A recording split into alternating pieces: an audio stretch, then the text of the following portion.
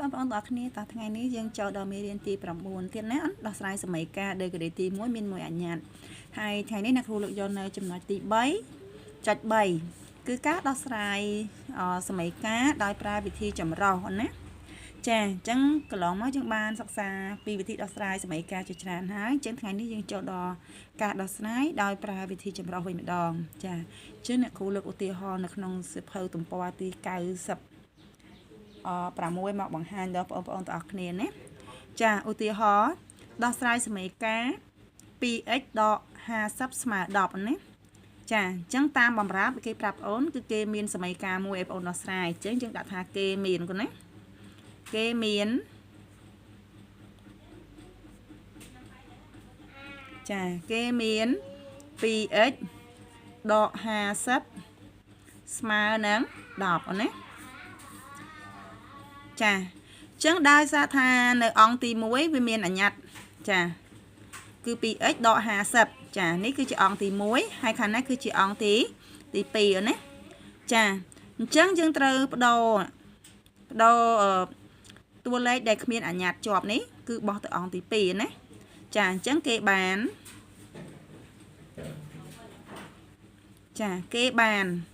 ទាញយកអា 2x នេះមកអូនណា 2x នេះមក 2x ស្មើឲ្យចាតួលេខដើមយើងខាងអង្គទី2រក្សានៅដល់ដដែលណាអញ្ចឹងនេះអូនមើលដក5នៅអង្គទី1អញ្ចឹងអូនបដូរវាទៅអង្គទី2ដកចាកាលណាយើងផ្លាស់ទៅអង្គទី2គឺសញ្ញាណាទៅផ្ទុយណាគឺបដូរសញ្ញាហើយអញ្ចឹងពីដកទៅជាបូកប៉ុន្មានអូនគឺ50ចាតោះអញ្ចឹងនាំឲ្យយើងទាញបានចាទាញបាន 2x ស្មើនឹង60ណា10បូក5គឺ60ចាឬក៏យើងទាញយក x តែម្ដងអូនណាទាញយក x យើងមកឬ x ស្មើឲ្យចាអូនមើលឡើងនេះសញ្ញាអីនេះ2គុណនឹង x មែនទេអូន2គុណ x អញ្ចឹងកាលណាអូនបោះ2ទៅខាងនោះវិញគឺគុណបដូរទៅវិញគឺបោះទៅអង្គទី2គុណសញ្ញាគុណទៅជាសញ្ញាចែកចាអញ្ចឹងយើងបាន60ចែកនឹង2ណាអូនឆ្ងល់ថា2មកពីណាចាហៅ2អត់ឃើញណា2នេះគឺមកពីនេះណាគឺយើងទាញយក x អញ្ចឹងវានៅសល់2យើងបោះទៅអង្គទី2គឺជាចែកណាគុណទៅជាចែកអញ្ចឹងអូនចែកទៅវាបាន30ចាអញ្ចឹងយើងបានដូចនេះចាយើងបានដូចនេះ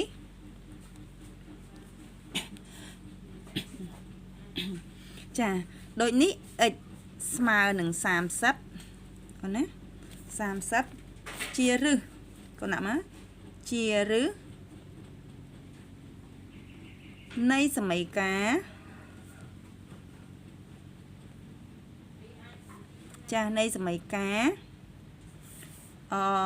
2x ដក50ស្មើ10ណា 2x ដក50ស្មើនឹង10ចាចង់ដឹងថាវាត្រឹមត្រូវអូនយកនេះ30មកជំនួសឡើងតម្លៃអីកូន x អញ្ចឹងឃើញ x ទេអញ្ចឹងយក30ចាហើយនេះយើងគុណនឹងគុណទៅដកនេះចេញឃើញ10វិញអត់ចាអញ្ចឹងយើងយក30គុណនឹង2 30 2ដង60ដក50នៅសល់10ខាងនេះ10គឺស្មើគ្នាហ្នឹងណាអញ្ចឹងបានន័យថាចម្លើយនេះពិតជាត្រឹមត្រូវអូនតោះឥឡូវយើងបន្តចូលដល់លំហាត់គំរូណាគេឲ្យយើងដោះស្រាយសម័យកាលគឺ3កតាឲ្យ x ដក2ស្មើនឹង5កតាឲ្យ x ដក6អូនណាចាអញ្ចឹងដើម្បីដោះស្រាយសម័យកាលនេះបាន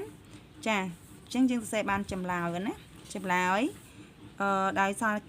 គេមានសម័យកាលដើមកូនណាគេមានចាគេមានសម័យកាលដើមរបស់យើងគឺ 3x x ដក2ស្មើឲ្យ5កតានឹង x ដក6ចាអញ្ចឹងនាំឲ្យគេបានចាគេបាននេះថាអូនពលាតកសោមចេញមកក្រៅមកគឺយកនេះកន្លែងនេះសញ្ញាអីកូនគុណមែនទេអូនគុណបាននេះយក3គុណនឹងអីគុណនឹង x 3គុណ x បាន3x សញ្ញាអីអូនសញ្ញាដកអញ្ចឹងយក3ទៅគុណនឹងអីកូន3នេះគុណនឹង2អញ្ចឹងយក3 2ដង6 ចាស្មើឲ្យ5គុណ x គឺបាន5អីកូន5គុណ x គឺ 5x 5គុណលេងសញ្ញាគុណណា5គុណ x គឺបាន 5x សញ្ញាអីអូនដកចឹងយក5គុណនឹង6 5 6ដង30អូនណាហើយនេះគុណកូនណាតោះចឹងអូនបោះបាននេះបដូរអង្គកូនណាកាលណាមានអថេយើងបដូរមកអង្គទី1អត់អថេយើងបដូរវាទៅអង្គទី2អូនណាចាចឹងបើវាអត់មាននេះមានអថេខាងនេះក៏មានអថេដែរឬក៏ហៅអ្នកខ្លះហៅអញ្ញត្តិកូនណាអញ្ញត្តិចឹងកាលណាមានអញ្ញត្តិចឹងអូនបោះមកអង្គទី1ចឹងអានេះនៅអង្គទី1យើងគឺ3x រក្សានៅដដែលអានេះគឺចា 5x ចឹងកាលណាមុខវាសញ្ញាអីកូនវិជ្ជមានបោះមកអង្គទី2អីអង្គមកអង្គទី1គឺអវិជ្ជមានវិញគឺសញ្ញាបូកទៅជាដកអីដក 5x ស្មើឲ្យចាអានេះគឺប៉ុន្មានកូនដក30រក្សាទីតាំងមកគេតាណានៅអង្គទី2ចឹងគឺដក30ខាងនេះសញ្ញាដកអូនឃើញអត់ដកចឹងកាលណាអូនបោះទៅអង្គទី2សញ្ញាអីសញ្ញាបូកនឹង5 1ណាតោះចឹងនាំឲ្យយើងដកធ្វើប្រមាណវិធីមកអូនចឹងយើងដកតែមេគុណទេអថេឬក៏អញ្ញត្តិហ្នឹងគឺរក្សានៅដដែលណាចឹងកូនមើលចំណេញ3ខាត5តើឥឡូវចំណេញខាតចាចំណេញ3ខាត5ចឹងយក3ទូទាត់1 5គឺវានៅសល់ខាត2ទៀតណាចាគឺសល់ខាត2ចឹងអានេះគឺអញ្ញត្តិនៅដែរស្មើឲ្យកូនមើលអានេះដកហើយនេះបូកចាខាត30ចំណេញ6មានន័យថាអូនខាត30ចំណេញ6អញ្ចឹងសរុបទៅចំណេញបានប្រមាណចាខាតឬចំណេញឥឡូវអានេះខាតហើយចំណេញគឺខាតច្រើនជាងអញ្ចឹងវានៅខាតដដែល30ដក6ចេញចាបាននេះយើងជពាក់គេ30ឥឡូវយើងសងគេ6សិនទៅនៅសល់24ណាចាអញ្ចឹងយើងទាញយក x ឬយើងបាន x មកអូនឬទាញយក x នេះស្មើឲ្យអានេះអង្គទី1ខាងនេះអង្គទី2អញ្ចឹងអង្គទី2នេះគុណរបស់អង្គទី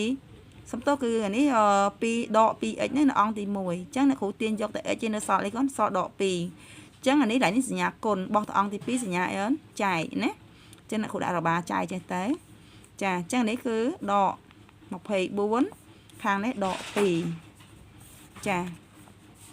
ញ្ចឹងដកប៉ះដកគឺបូក24ចែកជា2បាន12អញ្ចឹងយើងបានដូចនេះចាដូចនេះ x ស្មើនឹង12ជាឫសសមីការ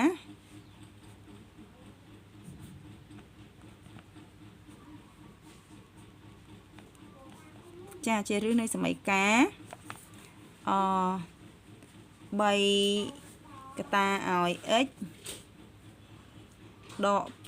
2ស្មើនឹង5កតាឲ្យ x ដក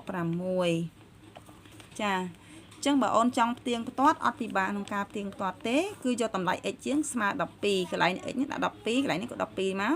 កូនគុណពលាតចូលមកចាអញ្ចឹងកូនអាចជំនួសដោយ x ហ្នឹងដាក់12អានេះក៏12ណា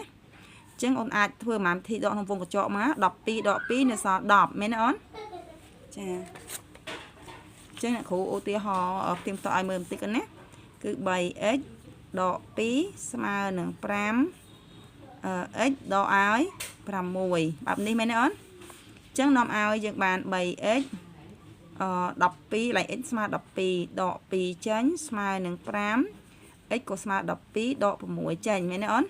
អញ្ចឹងនាំឲ្យយើងដោះមកអានេះយើងសញ្ញាគុណ12ដក2ចេញសល់ប៉ុន្មានអូន12ដក2នេះនៅសល់10ស្មើឲ្យ5គុណនឹង12ដក6ចេញនៅសល់6ចាអញ្ចឹង3 10ដង30 5 6ដង30អញ្ចឹងអង្គទាំងពីរស្មើគ្នាអញ្ចឹង x យើងស្មើ12នេះគឺជាឫសនៃសមីការមួយហ្នឹងណាអ អរគុណសម្រាប់បងប្អូនទាំងអស់គ្នាតាមដានទស្សនានៃការដោះស្រាយលំហាត់របស់អ្នកគ្រូ